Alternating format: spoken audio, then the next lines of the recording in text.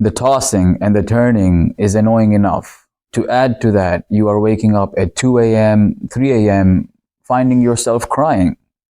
The pain inside of you is so tightly compressed that you find yourself curling up into a fetal position and sinking your teeth into the pillow. And it's been happening for the last couple of nights or more. But why in the middle of the night? Why the severe, deep pain at that moment? Why the fear and feeling of being lost and abandoned at 3 a.m.? Why in the middle of the night? Why not through the day?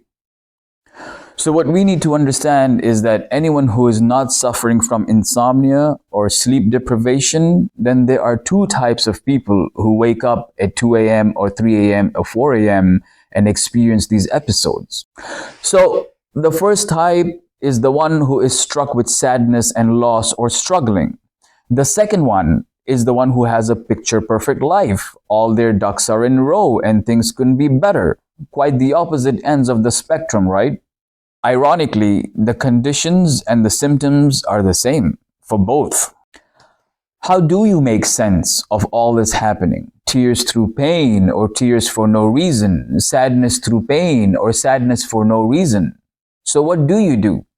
Maybe you are the first type who is hurting. You share your grief with people close to you, but yet it feels that there is so much you need to let out. Maybe you are the second type. Maybe you're not sharing your grief and you've packed it up inside or feel you're coping fine, or maybe you've healed. These are denial symptoms. But that's not why you're crying, even though one reason could be that you have only taken care of the surface and the wounds inside are still very much bleeding. And when the grief catches up after being ignored all day, then you wake up crying. But that, again, is not the reason you are waking up crying at 2 a.m. or 3 a.m. or 4 a.m. And I will get to that reason in a moment. The second type of person is quite the opposite. You may feel nothing is wrong, but yet you wake up feeling depressed. You keep wondering what's wrong. You ask yourself, have I become desensitized to life? Have I become desensitized to joy? Am I grateful enough? You wake up feeling highly unsatisfied. You sit up on the couch or on the side of the bed. You stare around, feeling profound sadness for no reason at all. Why are you not happy? In the first case, you feel it's the suffering and the sadness that's causing the grief. In the second instance, you feel maybe you are ungrateful or you can't make sense of the sadness. Both situations are very different, yet the reason and the purpose of these middle night sadnesses have a similarity. Whatever is causing you grief in these hours is trying to tell you that it wants to have a conversation with you. Your thoughts, your emotions, your feelings all want to have a conversation with you. Your soul wants to have a conversation with you. Before I continue, I'd like to be very clear that I'm not trying to push an agenda through the topic, or nor am I trying to impose personal beliefs. However, all this is true. So what's the significance of this waking up at 3 to 5 a.m.? Because these are the quietest hours. These are the hours where you really pay close attention to yourself and listen to yourself and talk to yourself. You have had a hard time going back to sleep because you're not supposed to. You could fight it and force yourself to sleep, but that's just annoying.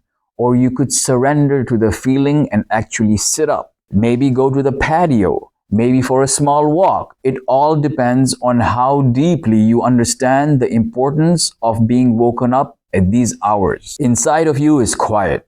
You just came from sleep. You're not fully awake. The conscious mind is not blocking any information that the subconscious mind is receiving. You are more alert subconsciously, and the messages for the subconscious mind keep coming through during these hours. This is the time you get all your answers. Sit up, feet in contact with the floor, palms open, and raise your hands high, a position where you are opening yourself to any answers, any information there is out there to get you your answers.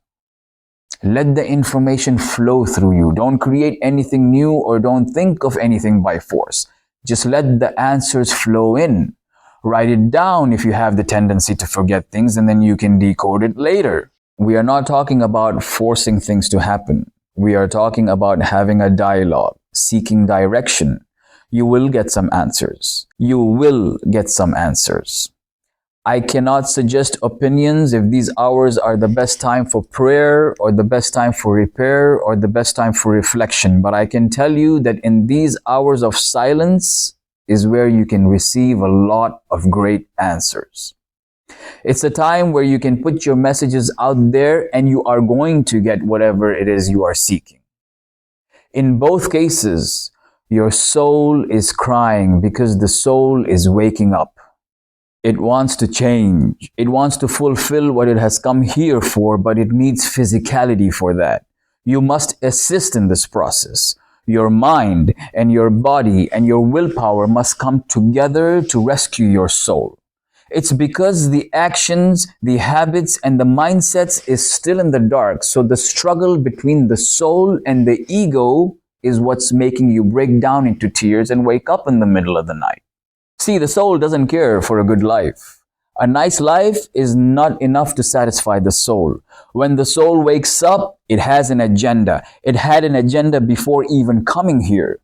Now, whether that's your belief or not, but looking at it metaphorically from this point of view will help you to understand that the body, which has a life of its own that houses the ego, which is self-centered, and the soul are not really related. The soul will attempt to do what it wants to do regardless of your body allowing it to do so or not. Now, when the body does not respond to or understand or even listen to the soul, then what happens is you go into depression. You wake up crying. This is true. You may have released all the grief that you had, but there is more tears to come. The crying will continue until you understand this is an awakening and not a symptom or no conditions. If you do not give this the attention it requires, then you will lose again. Lose yourself into old habits, old relationships, old point of views. So crying is good. It's okay. It's a healing process. Tears are better out than in. But steps of change must be part of this process as well. Just like you did today to get to this video, keep asking yourself why. Why is this happening to me? Look for answers. Correct the problem. It's a cycle of life, so you should start perfecting it. Ask yourself, why is all this happening? What is all this trying to teach me? Connected souls are waking up and you are part of that group, so you need to do your bit as well. Some people need crazy circumstances to wake them up and tell them that they need to really look at their life. It may be from a financial perspective or a health perspective, or most commonly from a moral or spiritual perspective. These are the indicators for them that the time for change has arrived, while others just need a small nudge. So this middle of the night waking up is okay. If you're someone who has their life in order, but yet you're feeling this pain and discomfort of sorrow and depression, then this is your indicator that it's not only time to change habits, actions, and thoughts, but to completely awaken. To put those magic glasses on and start seeing this life as what it truly is and not what is being set up and displayed in front of you. To keep looking into the skies and seeking answers or asking for forgiveness or sharing moments of joy and pain versus looking down to your phone or to the person next to you to fulfill the incomplete answers of your life, to bring some color into your emptiness. You are being summoned to an awakening in which you will be the only one who needs to heal and grow. If you look elsewhere to be rescued for any reason at all or for change, then in that case, you'll keep coming back to this place and this moment of emptiness because you keep looking for someone else to fill the holes for you. And for how long? It's time you have your own back and heal your own wounds and fight your own demons. You need to believe that there is some source of power that are bigger than you and that are bigger than everyone. And then that source is now looking directly at you and telling you to wake up. So you got to go in yourself and find that answer. Why is this happening to you? you'll start getting answers. You may not immediately know what you want, but you will very quickly know what you don't want. You'll start getting answers. Don't look at the 3 a.m. sob attacks as a problem. No, this is your internal alarm going off. It's inviting you to a better life, a higher life, and it all starts with you accepting that changes are now more important than ever and is no more an option, but a requirement in order to carry on. Sometimes it takes a little while, and what you're going through is 100% normal. Your perception is changing, your conscious is expanding, and you will start seeing things differently. Just constantly keep asking yourself why, and then act accordingly. Keep the faith and stay with me on this journey of yours. Check out the videos under transformations. I'm not promising you that this journey is going to be easy, but I do promise you that you will never regret it. Be safe, be positive, and keep taking those steps forward.